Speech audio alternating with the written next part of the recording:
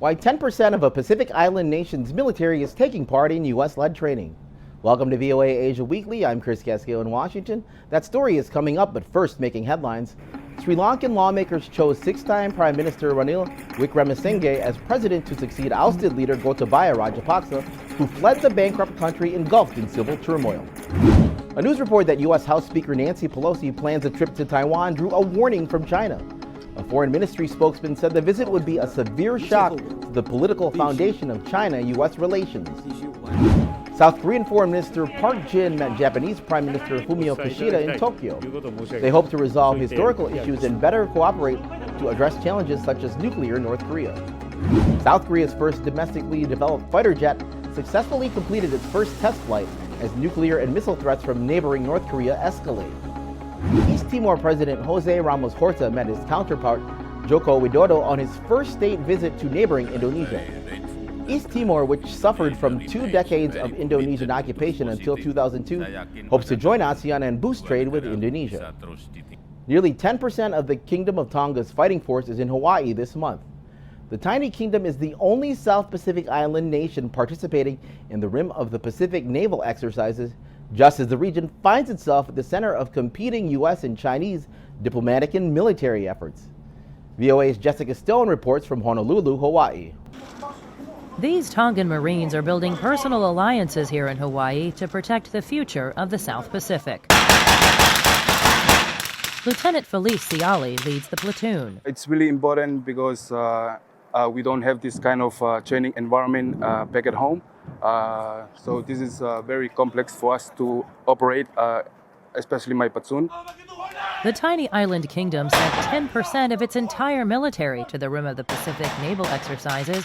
On the way, they spent 2 weeks in Australia to overcome differences in equipment, language, and culture. With 26 different countries represented here at this naval exercise, you can imagine the kinds of communication problems that can present themselves. But one thing that's interesting is that there actually are very few translators. In fact, the way they mostly communicate is either through hand signals or through leadership that can also speak English. The boys start to have a deeper understanding of their cultures, especially and also their languages and how to make friends to them. Tonga and other South Pacific nations are now at the heart of the U.S.-China strategic competition in the Indo-Pacific.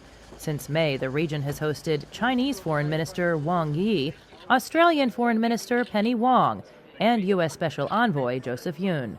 And last week, Vice President Kamala Harris spoke remotely at the Pacific Islands Forum. The United States will launch the process to establish 2 new embassies in the region, one in Tonga, one in Kiribati.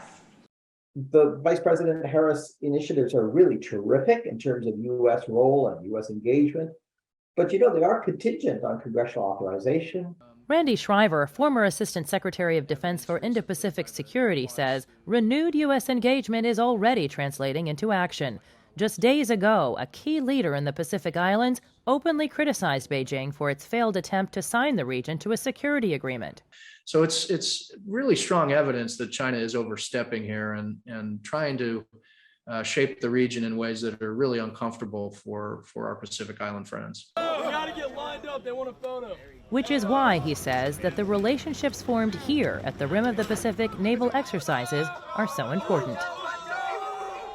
Jessica Stone, VOA News, Honolulu, Hawaii. Visit our website, voanews.com, for the most up-to-date stories. You're watching VOA Asia Weekly. Myanmar's deposed leader Aung San Suu Kyi was absent from an official ceremony commemorating the assassination of her father, the country's independence hero, 75 years ago. The Martyrs' Day commemoration marks the anniversary of the murder in 1947 of General Aung San and 8 of his closest comrades. Finally, on VOA Asia Weekly, more than 2,700 people, including foreigners, gathered for a laughter yoga session in Bali, Indonesia. The founder of the movement said just 10 to 15 minutes of laughter yoga can reduce stress. Thanks for watching VOA Asia Weekly. I'm Chris Casquejo. Until next week.